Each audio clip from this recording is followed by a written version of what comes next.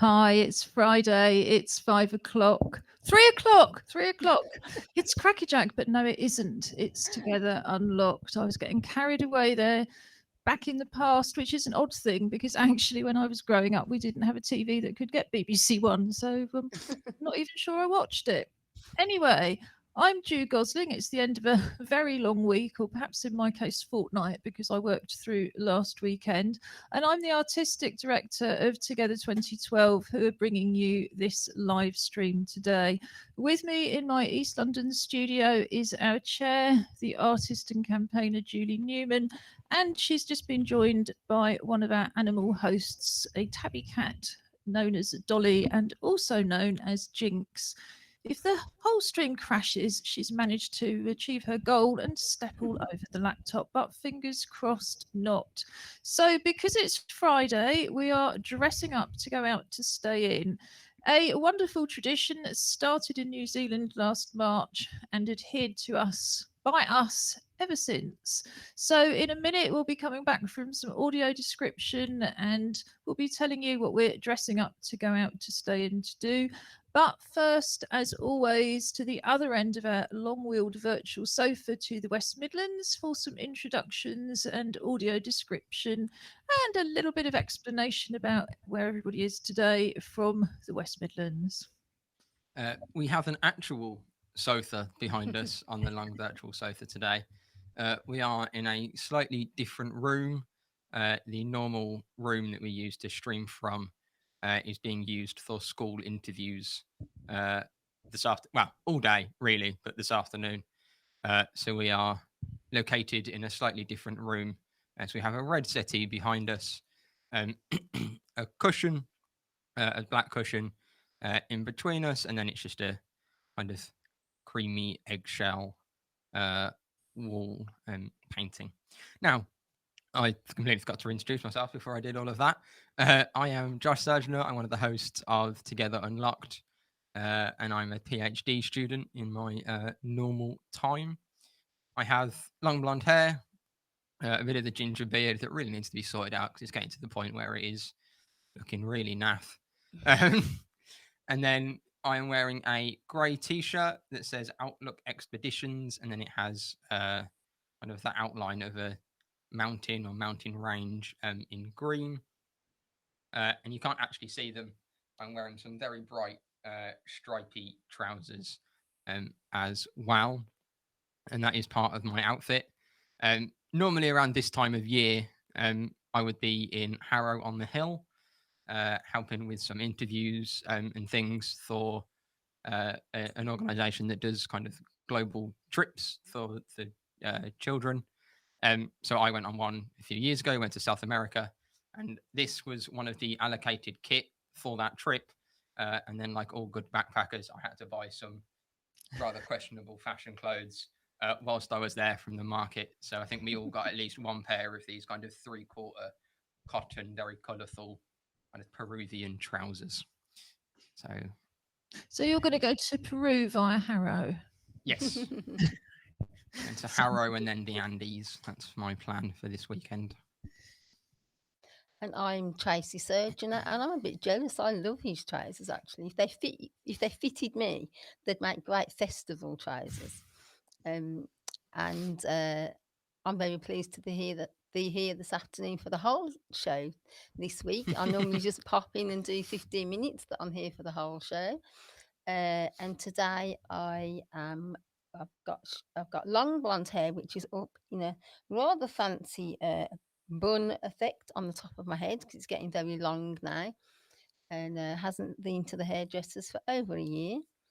I've got pale skin, blue eyes, and I'm wearing a black with silver sparkles bomber jacket. And you can't see that I've got some grey legging trousers on. And do you want to know what I'm dressed up to do? I am planning to go out to stay in. Is that the one? To go in the garden and look at the setting up the garden as it's now spring has actually sprung. So I want to get the garden ready for spring, check out the flowers and see what I need to do to feed all the birds. So we're just blown away here by the fact that you would wear something so elegant and sparkly to go gardening. What do you wear when you go clubbing? Can we see that next week? Yeah. Oh, yeah. I think garden. It's more kind of project management gardening than gardening. I get my hands dirty. No, I do my project management in a hard hat and high vis and boots. So yes, so the very very glamorous Tracy apparently wears this simply to supervise the garden, and at Yes. least that's something we can all do. Mm, Supervise somebody else from outside a window or inside a window. 'Cause definitely. We are going to be getting all of our words back to front. But the question you've all been waiting to have answered, Julie, you asked me to introduce you, so I'm going to say you're Julie Newman. You are the chair of Together 2012, and tell me who you're dressed up to go out to stay in. I'll To give you a hint. I'm Sean the sheep. And I'm the farmer. And I'm wearing a little tabby cat on my lap at the moment. I'm dressed up as Sean the sheep. So today I'm wearing a little headband with a sort of sheepskinny top. I've got black ears that droop down to the side. I've got a black nose. It's blackened by intention, not by accident. I'm wearing a long sleeve black t-shirt and a woolly vesty thing, sort of woolly, sort of waistcoaty vesty thing, which is knitted. And I thought I'd go down with Ju, who will introduce herself in a minute, but I thought I'd go down to Mossy Bottom Farm and have tea with Sean and Timmy and Gloria. Thank you, Julie. And I will obviously be accompanying her. So Julie's the very, very clever sheep that outwits everybody, and I am the very thick farmer who never gets it right. So a little bit of typecasting there. The tabby is back. So I'm Ju Gosling, also known as the artist Ju90, and as the farmer, I have well, it's not tweed, it's actually Welsh wool, but a traditional Welsh wool sort of pale flat cap. I've got a long sleeved green t-shirt with a green padded jacket over the top. I've got light olive skin, green eyes behind black plastic glasses, and I've got silver coloured jewellery, including in celebration of the farming theme. I've got a sort of daisy necklace and daisy studs in my ears. There's not really much to say about the cat. She's not really dressed up to go out to stay in to do anything, but we did wonder whether the ears would work. Yes, she's got a pink collar on, Julie. Just to make sure all of the audio description is correct. So as it's Friday, as well as dressing up to go out to stay in, we have Art Club, where we introduce you to some of the activities we've been doing from home this week, flag up more activities that we've got for you online, and then we move on to something for the weekend where we recommend things you can do from home, online or offline this weekend, mostly free. That includes LGBT History Month. And we always finish with some music. Today, we've got something a little bit different. I wanted to pay tribute to one of the artists we lost last year, who's the musician Lyn Levett. So in honour of Lyn and LGBT History Month, we're going to have some music from Lyn at the end of the show, and I'll tell you more about that when we get to it. So Tracy, last week you showed us, among other things, ideas of what to do with toilet rolls. So we're talking about recycled art, given that most people's art materials ran out a long time ago. So these have been sent in by Sophia. I'm just going to pop one up on the screen and then try some audio description. So she's taken the toilet roll and just taken on board the very, very simple things you said. So this is one side, and she's pinched the top, I think, to kind of create sort of ears, and has put stickers over it. And with this one, she's very much gone with your idea about turning it into an animal. So she's coloured the toilet roll a sort of browns and oranges with felt tip. She's drawn on a face and whiskers and just pushed the tops together to turn that into a cat. And that's really effective. Thank you for sending those in, Sophia. Yeah, that was nice. I'm glad that people are having a go at these different things at home. That's the whole point. Yes, well, I've got some collages to show you next that our Tuesday Art Club have been making. But before that, I know we spoke a little bit earlier about being able to use kitchen materials to make modelling clay. And I wondered if we could just touch briefly on that. We have a highlights and links page. It's on our website, www.together2012.org.uk. And we have a pull down menu under the main Together Unlocked TV link. Now, on that highlights and links page, we will put up all of the links and videos and everything we discussed today. Last week, we included a recipe for glue that you can make with basically just flour and water. So I think it's really good to move on and have a look at the modelling clay. So how does that work, Tracy? This is something that I was introduced to a long time ago when Emily was quite small, and it is using simple things that you've got in the cupboard. And so it's basically flour, salt, and water, and it's just salt dough. So it is like making a modelling clay, much cheaper than going out and buying clay, and a lot easier to handle. I haven't got very strong hands, so I find trying to work with clay from scratch can be really hard. It's quite hard to soften up and move around. And it's expensive if you get it wrong. So I've tried the salt dough. You need a bit of muscle to get it mixing, but I always manage to find someone that I know that can do the mixing. And then you basically use it like clay. So you create whatever you fancy. There's some great ideas. And Christmas time is a great time for making small decorations, and drawing on, carving on patterns just with the end of the stick. And then you leave it to dry on a windowsill and it will just air dry. You can put it in the microwave, you can put it in the oven, but I've usually just leave it on the windowsill and it dries overnight, and then it can be painted whatever colour you like. So it's really versatile and usually, available from your kitchen cupboard. I was going to ask as well, because we've been, and I think we mentioned this last week, great fans of the Great Pottery Throwdown, which is on a Sunday on Channel 4 in the evening. I think it's at 8 o'clock, Julie, something like that. And sometimes they work with coloured clays. Can you put food colouring in and just colour the whole salt dough up? You can actually put food colouring in, and then you're left with one colour unless you break it up and have a few smaller balls of different colours, then you could mix it together. But yes, very easy. Food colouring would work really well. And it's suitable, presumably, as well for those, because I'm just thinking about some very simple sort of inclusive activities. I always remember way back at school, where you did the handprints. Yeah.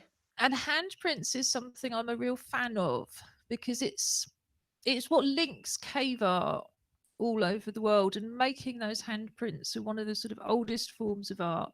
But of course, every single hand is unique, including the fact that some people, well, I remember Matt Fraser doing a workshop with us, and yes, Matt doesn't have thumbs, and he was very proud to be one of the first people to be doing the handprint. So you don't have to have a sort of average hand, and it can be a footprint, it can be a fingerprint. But there's something at the moment, isn't there, where we're only seeing people virtually, where particularly if you've got children, I'm sure there's relatives that would actually really appreciate a dear little handprint in salt dough, maybe painted gold and sent in the post, carefully wrapped. Yeah, I think the other thing about salt dough is the recipe itself is really simple. You don't have to kind of remember it's 1 to a half and a half. So if it's a cup of flour, it's half a cup of water and half a cup of salt, and that ratio is the same. It's 3 things, and that is so you don't need to be kind of getting out scales and measuring 123.5 grams of water or anything. It's very simply, it's whatever flour, you just do half of salt and half of water. So it is kind of super accessible, super easy to do, and you don't need anything other than, you know, a cup or a mug, to kind of measure out your ingredients. Have you and used, you Josh? can use felt tips to colour it in. It doesn't have to be fancy extensive paint. Felt tips will work, you know, or just a pen. Sorry, what was that, Julie? Have you made it? Have you used the I haven't. I've just kind of been around when it's been made, and been. I mean, I think we've got a couple of Christmas tree ornaments that are salt dough from kind of from years ago, and things from various school-based or home-based arts and crafts things. So I haven't kind of used it personally, but I've seen it used a lot. I with Easter coming up, there's salt dough chickens and salt dough eggs. And rabbits. And rabbits. Maybe we'll be doing, what was it? Was it some, I know they do the Weir Rabbit, but I can't remember the whole of the title. But Aardman Animations, who makes Shaun the Sheep, also has the tale of the Weir Rabbit. So perhaps we'll see Julie as the Weir Rabbit come Easter. It's quite a scary film, that, I have to say. Well, you don't look entirely benign as Shaun the Sheep. There is something... Or at least not if you're sitting next to somebody who every time I turn around there's the black nose. So we said we'd have a look at some more recycled art. So we have a clubs program which is aimed at any disabled person who can get to us, which of course these days means if you've got digital access, not whether you can get to East London, and anybody you would like to have join you. On a Tuesday and a Friday we have art club. On Tuesday they have a make and natter session, and on a Friday they have a still life session. So we'll have a look at the make and natter session first. I think they've been working with collage for a few weeks. Is that right, Julie? Yes, I think so, yeah. So this is Glory Sengo holding up a couple of collages that he's made. So this is the first one. And what Glory's done is really focused on people. So I think, again, you were talking about decoupage techniques a couple of weeks ago, Tracy, and recommending that people went to junk mail and cut out very sort of similar things. And that's very much what Glory's done there. Just going to take that off. And then this is a similar one that he's just started. And what he's done in terms of composition is take a picture of I think it's an athlete with her hands on her hips, cut it sort of down full length to about her knees, and then he's beginning to put things around it. Now these are from Duncan. Reminds me of Duncan's surname, Julie? Bridgestone. Blank look. So we've got some beautiful pictures from Duncan, and Duncan's been very much going for an abstract look. So I think here he's got different colours, but it looks to me, and again, I think it's a bit of a disability arts piece as well. He's got a pill packet and he's cut out over the pill packet and posted things over it so you can see some of the packet. I'm going to take that off just because I've got more to come. I just wanted to say Duncan's work, I think, is very Bauhaus. It's sort of like it references sort of quite interesting abstract history. And we'll let you talk more about that, Julie, because I don't know enough about Bauhaus. But it's a very striking collage where he's used the junk mail, including the pill packets, because I can see the pill packets being cut out again here. And I'm not sure how much of it's abstract shapes and how much of it you can see what you think you're seeing, because it looks almost like a trumpet on the left-hand side. So this one is different again. And what Duncan's done here is taken a sheet of red, or either that or he's painted some cardboard red, and he's put that onto the white paper first. So you've almost got a white frame around it. And then he's cut out solid shapes. Again, yeah, very Bauhausy, but sort of also geometric but abstract at the same time. So that's in pinks, oranges, yellows and reds. And then finally, this one has a pink background, and it looks to me as if that's Kellogg's Crispies or Cornflakes. yeah, some sort of Kellogg's thing. And Duncan's also put in what looks to me like hand-drawn or hand-drawn notes. They're not the best pictures in the world because nobody's actually got the facilities to take great pictures. So did you want to just tell us a little bit more about the group, Julie?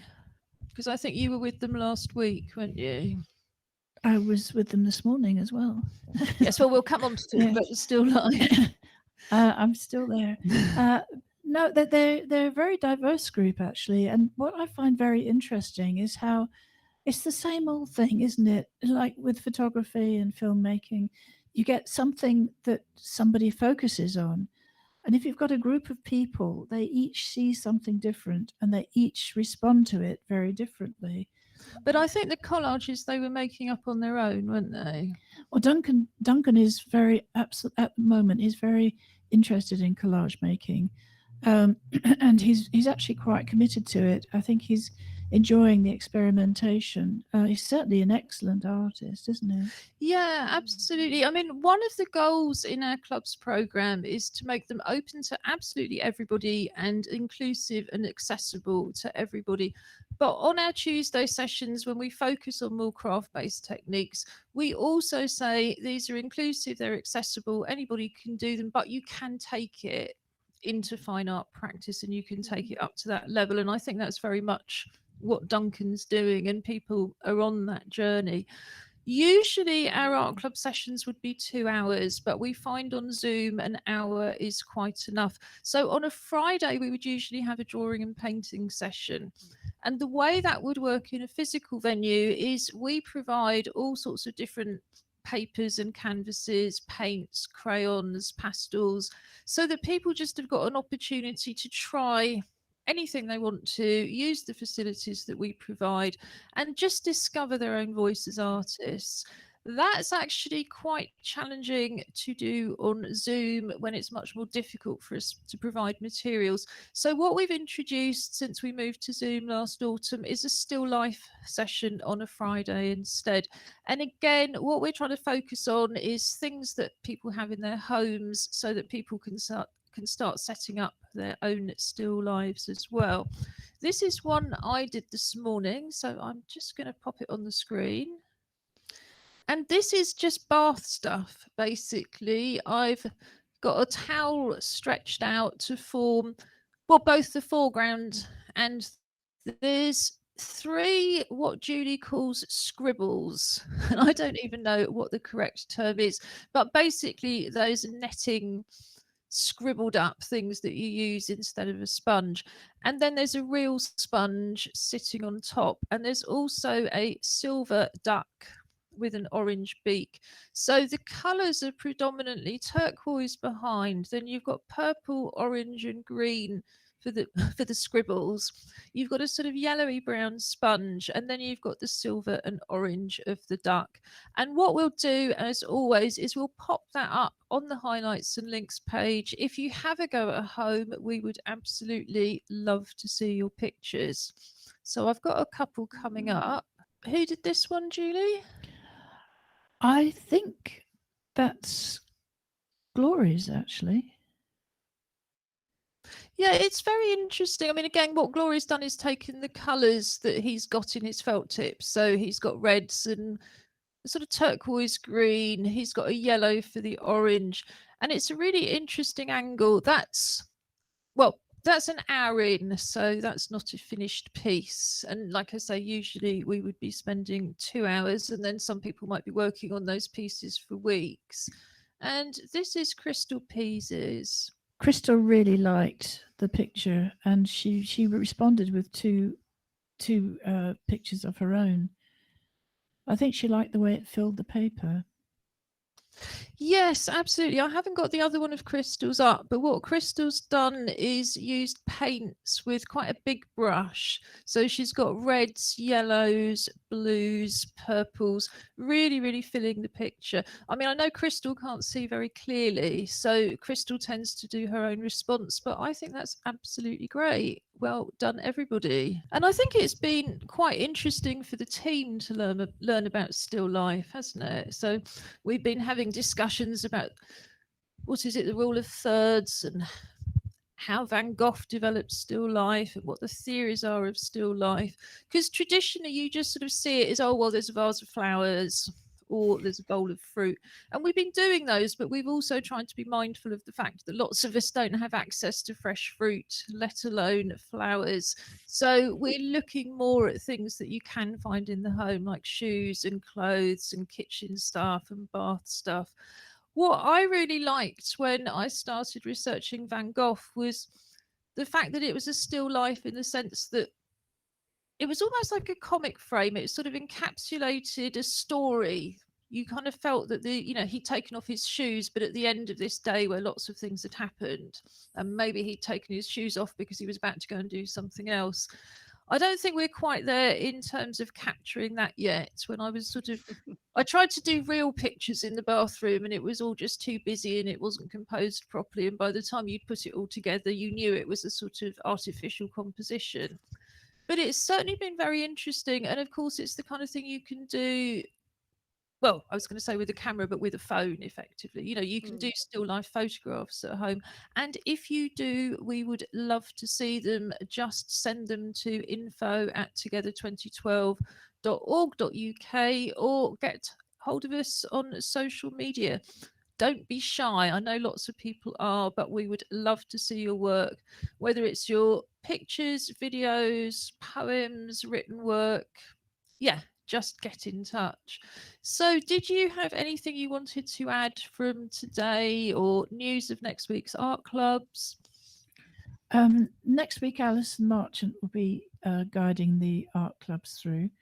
I was just really filling in for her, but it's I think it's well worth having a look, because do remember that if you see a still life, you don't have to copy it. You can use it as inspiration. And if you're not somebody who enjoys realism and drawing from life, then just use the colors or the textures, or just go and do your own thing. I mean, there's no problem with that whatsoever. Yeah, I think. Yeah, I was just going to say, when you see the photo on the highlights and links page, any of the photos on our website, if you double click on them, you will get a bigger version. And of course, you can also at that point zoom in. So I found the texture of the sponge in particular really, really interesting, just to zoom in on and look at some of those shapes. But like you say, it's very much a kind of kicking off point. Sorry, Josh. Yeah, no, I just think kind of just running on from what both of you have said, that that there is so much you can do with a still life image. You can kind of go the hyper realism side, and you see some of those kind of pencil sketches of kind of faces and and water bottles and things that I wouldn't even know where to start on drawing something like that. They're incredible. But then Ju mentioned kind of Van Gogh as technically they are still life, and he's painting something he's looking at, but it's not anywhere close to being what was actually there. It's his interpretation and his impression of it. And essentially, if you stand somebody in front of the vase of sunflowers, for example, 12 different artists, you're going to get 12 completely different paintings. And I think that's the thing that's kind of I like about still life stuff, is that the amount of variation you can get from essentially the same subject. Yeah, and I think just finally to say on that, in terms of photographing them and to sort of take it full circle to the coming Monday, one of the regular features on a Monday is app dates. We've looked at a range of different arts apps over the last couple of months. We keep coming back to Waterlog, which is a free app that Julie recommends. So if you take your own still life as a photograph, you can always just run it through one of those apps, and hey presto, you have an instant still life painting without having to pick up a brush or have access to any paints. So yeah, we'd love to see those as well. I think there's so many interesting ideas for still lives that perhaps lockdown are pushing us towards that we might never have considered before. So yeah, send them in. But in the meantime, I'm going to put on a short video to tell you about some of the other activities that you can join in from home just by accessing our website www.together2012.org.uk. Together 2012 is running a Join In From Home programme from our website together2012.org.uk. Click on the link at the top of the page, Join In From Home, to go straight to the main page where you have a wide range of accessible, inclusive creative activities, mostly using things that you would already have at home. At the top of the page and throughout the pages, you will also see videos in British Sign Language to translate the site for deaf people. These videos can also be useful if you have difficulties reading and you simply want to hear more of the content. The Join In From Home programme is based on the activities that we would usually be running in East London. So, for example, we have an arts club which usually operates on a Tuesday with craft-based activities and on a Friday morning for drawing and painting. Here you can join in with the arts club's Hands project and celebrate your uniqueness and membership of the human race. There are full instructions on the linked page here. But essentially, we invite you to draw around your hand on a piece of card. It could be an old cereal packet. Cut the shape out, turn it over, and decorate it with anything you would like to do. It could be paints, crayons, glitter, collage, beads, leaves, anything you can think of. Photograph your hand or hands and send it to us at tv@together2012.org.uk. We'll add it to our video installation and share it on social media. Our music club usually meets on the first Friday of each month. We have an open mic session and we invite everybody to play along with percussion instruments. So here you can learn how to make your own percussion instruments from recycled materials. And you can also join in a percussion workshop from last summer in terms of carnival percussion. So these three instruments are used most often in carnival. We have a shaker and a go-go and a hand drum. So this is how to make a recycled shaker, a recycled go-go, and a recycled hand drum. You can also, if you're technically minded, make your own tactile sound instrument. This does require a few simple electronics, but is a very interesting and exciting project as part of our Vibrafusion ongoing work. You can also listen with Together. We have Spotify playlists created by Robin Surgener, also known as our TV presenter Angry Fish, and we also have 2 classical music playlists from Bournemouth Symphony Orchestra, including one that's uniquely suited to people who are feeling very unwell. So Julie, you've actually created two new Spotify playlists since we created that video, haven't you? I did. I was a bit wary of Spotify. I wasn't sure what it meant. So I had a go at it. I thought there's only one way to conquer this sort of uncertainty. So I thought this is a good time to do it. So during the month of February, I created a couple of playlists for the History Month, LGBT plus History Month. One is from sort of the old lesbians playlists in the 80s and 90s, which doesn't seem that long ago somehow, but it is actually. And similarly, there's some club tunes from about the same period. Interestingly, I sent them to some friends who were contemporary at the time in Brighton, and they recognised all of them, and we had quite a lot of fun playing them over last weekend. Yeah, so I'm going to pop those up again on highlights and links. I mean, just to stay with that for a moment, you know, we talked about all sorts of apps on a Monday. We've never talked about Spotify, and I think, you know, we've got quite a number, certainly of our own clubs participants, who are coming onto the internet for the first time. I'm pretty sure you can run Spotify on a computer as well, but traditionally you run it on a phone. You can, if you're prepared to accept adverts, it's completely free, and just about every piece of music ever released is up there, unless you're a musician who's gone to extraordinary efforts to prevent it, because they get practically no money every time their record is played. But you found it quite easy to set up your own playlist, didn't you? And I always think a playlist is the equivalent of the old-fashioned mixtape. Yes, absolutely. It's sort of, back in the day, it would have been a little cassette, sort of a 60-minute cassette or a 90-minute cassette, and it would have involved an awful lot of work to get the records out, to play them, to record them, and then blah blah blah blah blah. So no, Spotify, it's a flick of a finger, very straightforward. I do like the fact it's free, and I've been using a different music app, which is paid for, which I've loved. I've had it for years and years and years. Oh, which one? The Amazon Music. Oh, yes, because you can get that. Is that part of the Prime membership, or do you have to pay for it separately? I think it's paid for separately, but I've enjoyed it so much that I haven't worried about paying for it, because I just don't go out to clubs or anything, or to pubs, or, you know, I don't spend money socializing. So for me, it was a way of socializing, and it meant that I had instant range of music at my command, and I could, again, it creates playlists. So I've got some really miserable playlists for bad days, really joyous playlists for irritating days, and you know, just some nice background music, sort of like we did a mindfulness training yesterday, and it's sort of like it lends itself to mindfulness.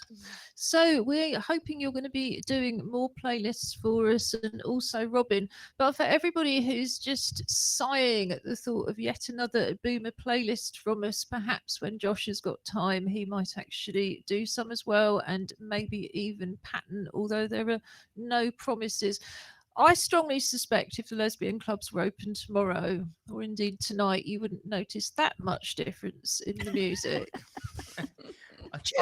Well, I say that I worked on the door of Queenie's in the 90s, and, you know, yeah, me and the DJs had many conversations about how long it would take the lesbian fraternity to catch up, for example, with techno, and we reckoned about 2030. So I think it gives you some kind of idea.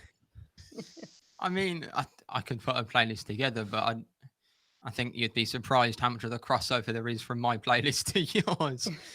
Well, I do listen to lots of kind of modern music and contemporary music, because I do try and be cool, but mainly it's just because I listen to the radio or kind of stick to music and pick things up. But actually, I love a bit of, you know, what would technically I think people my age would call old music, but I don't think it is. It's just good music, isn't it? Really. Well, we would say so. Yeah. And I think that's the thing with music, you know, yes, obviously kind of music trends change, but a good song is a good song, you know. You know, people are still going and listening to Beethoven, you know, and that's is not exactly contemporary. I don't think is in the charts, but you know, if the music is good, people are going to enjoy it kind of whenever. Yeah, I think that's right. I mean, you might not like a particular genre, but if you hear it being played exceptionally well, then I think it always really hits home. I was surprised, and of course now I'm going to forget his name, isn't it typical? But I was at the Association of Festival Organisers conference last Saturday, obviously online, and we always have agents put people forward to play, you know, sort of lunchtime showcases and things.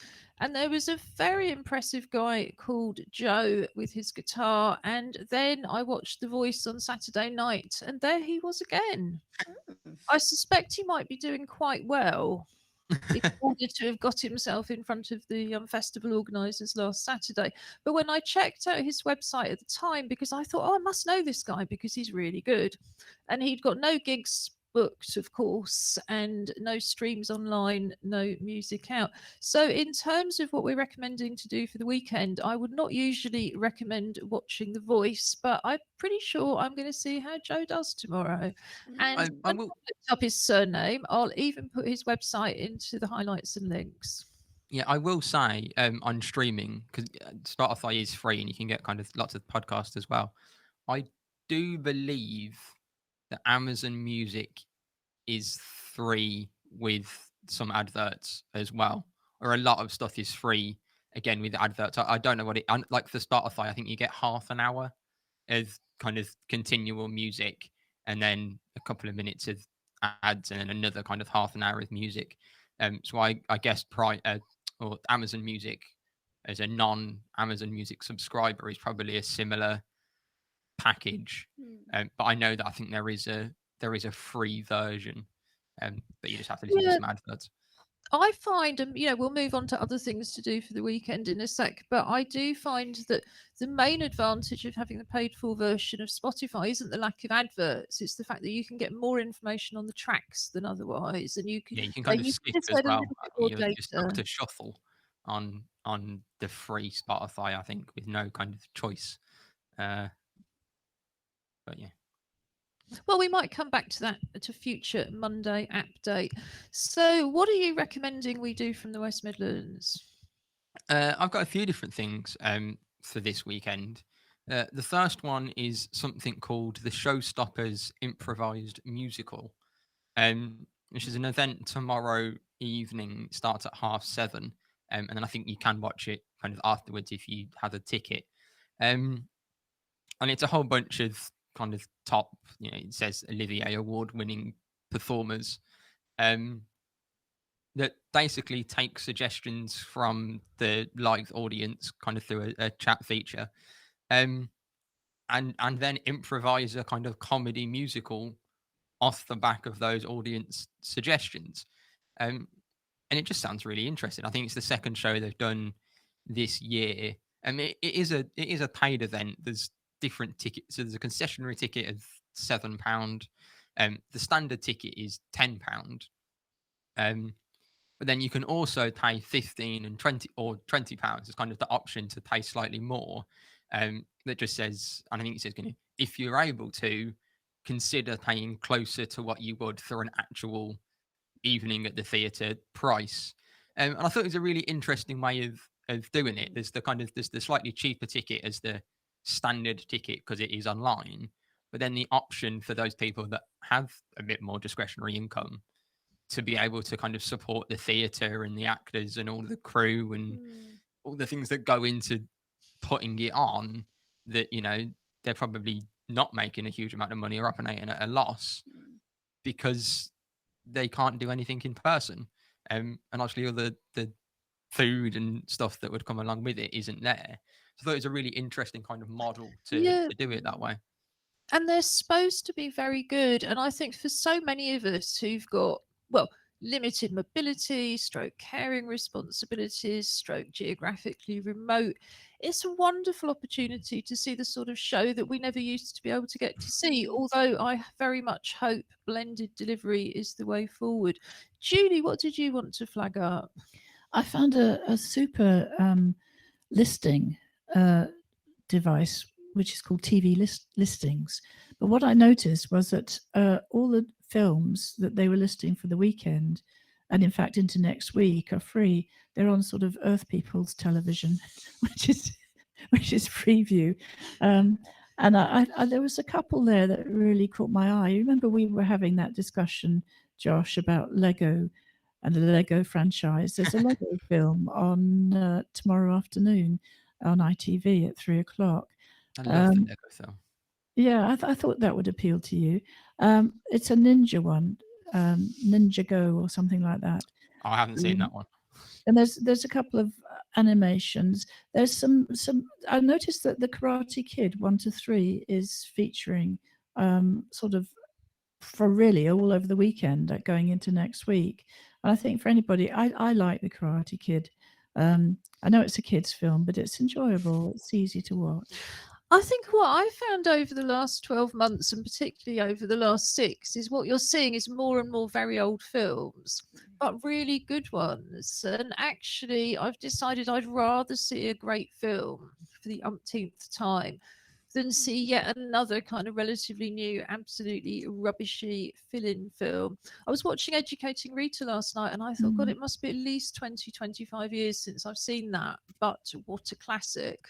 Although I did end up thinking what I thought at the time, which is I just couldn't believe that someone who was actually, I think, 33 at the time was playing a 25-year-old. I think she was probably great on stage, but I always had a bit of a credibility gap just watching, which I think is really very similar to what we say about cripping up. There's just a level when you're inhabiting a body where you can't believe on film that somebody's disabled if they're not disabled, or is 25 if they're 35. The camera is very unforgiving.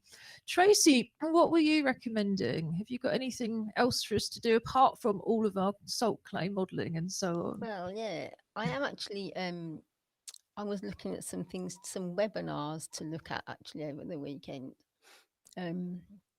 particularly around teenagers and their emotions, and ways of strategies for meltdowns and things like that.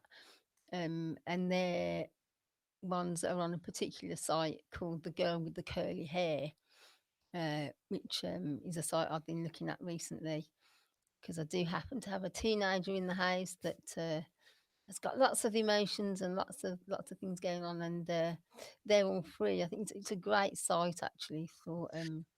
We'll definitely put the link up. I mean, I'll send yeah, and I think, as we all know, there's so many young people who have found the last 12 months very, very difficult indeed. And yeah, for everything Boris said on Monday, it's not going to just get easy at the drop of a hat. Julie, did you have something else for us? Yes, I think something that I'd picked up was events online. It's another free listing. What I quite like about both of these listings is that you can scroll down and you can find something that appeals. And you don't have to go through the whole sort of clicking individually, etc. But Ju, I think this one might be for you. It's the Glasgow Film Festival. In fact, yes, as it happens, I'm speaking at the Glasgow Film Festival on Tuesday. I don't know, I haven't, isn't it dreadful? I haven't actually looked at the website. I'm chairing a panel discussion on disability in film, but I'll talk more about that on Monday, I think, and I mean, let's do some research. But it was very flattering to be invited. But we'll park it till Monday. Mondays, we always talk about film and photography in any case. A listing site that I've been recommending through the month, and indeed I see the events go on into March, is the LGBT History Month website itself. They've got a very, very well programmed calendar, so it automatically deletes everything that's already happened, and so you instantly go onto it and it shows you today, you can click and see tomorrow, and so on and so forth. And there's such a range of activities. I think I've spoken at 5 events in the last week, so I'm slightly losing track. But what I've really enjoyed, it's like Tracy was talking about webinars. We've always sort of looked at, oh, well, there's this leisure activity and that leisure activity and this hobby and that hobby. Sometimes it's just really nice to use your brain. I've heard such interesting presentations. There was a wonderful presentation about the life of a gay tailor in Leicester, for example. There was wonderful stories last night about the history of women cross-dressing. And of course, most of them were straight because it was about getting more money. There were all sorts of jobs that women couldn't do. There were all sorts of jobs where women were paid less, and consequently, there were places women weren't allowed to go, of course, many of them. And it reminded me of that sort of film, in the scene in the classic Life of Brian, where all the women are sort of dressed up in beards. But apparently that was really true. Cross-dressing was a real thing in order for women to access all sorts of things, and the prohibitions against cross-dressing went right back to the Bible. So yes, my head's just bursting with wonderful stories and testimonies, but there's also lots of fun events going on too, including, because it's Friday night and I always flag this one up, the drag queen life drawing classes that Margate Pride are hosting. Have you got something else for us, Julie? Well, I just thought I'd again refer back to Josh, to something that you brought up previously, which was the third England versus India Test match, which has spectacularly finished in 2 days. It should have been on the weekend. I think it might only be I think it might have been scheduled as a 2-day, but I mean, it was just shocking. I mean, it was, for anybody that didn't see it, I think both England and India played some of the worst cricket they've ever played. It was truly, truly terrible. I mean, on I don't know if Tracy remembers me saying on Wednesday that I was a non-cricket fan, but I knew it was going to be dreadful, because it always was, and there was always this collective delusions that different things were going to happen. Okay, so that's something that won't be happening at the weekend. Did you have anything else to recommend, Tracy? No, I think you've got something else. Yeah, I had 2 others. One is a 3 thing, and it is sport. There's Six Nations is back this weekend. They had the week off last week, which meant that my weekend was completely lost. I didn't know what I was going to do with myself because there was no TV. There was no rugby on the TV. But that's back. There's England versus Wales, which I'm looking forward to. And Italy are playing Ireland, both of which are kind of free on the TV. Actually, if it's on the BBC, you need a TV license, but we'll go with free. And then the other one was a paid session that was portrait drawing with charcoal, which is, it's Saturday or Sunday, I can't remember off the top of my head. I've got it written down in my links that I'll send over after the show. It's £10 or £10.30p, I think, when you add the tax on. But it sounds really interesting, and yeah, it's a kind of a guide to drawing portrait or self-portrait with charcoal, and it just sounds. I mean, obviously, you need the stuff to be able to do it yourself.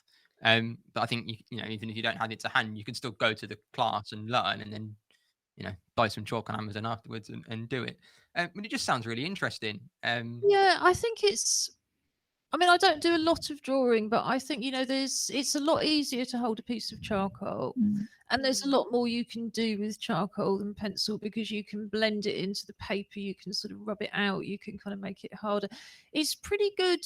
What we used to do in terms of art, indeed, Friday Art Club, is we had tins of hairspray. Always do this outside. It's not good for your lungs. You do not need an expensive fixative. Pound shop hairspray works really, really well, but if you're going to use charcoal, fix it, or the next thing you know, there's just one big huge smudge, and that's always really disappointing. But yeah, hairspray works absolute wonders. So we're coming towards the end of another week as we move closer and closer towards liberation and sunshine. Probably not as quick as the Prime Minister thinks, but I think we're all used to that by now. One more thing I wanted to flag up was, of course, next week's show on Monday. We'll be talking about apps. We'll be talking about film and photography. We would love to hear from you. We would love to see your work.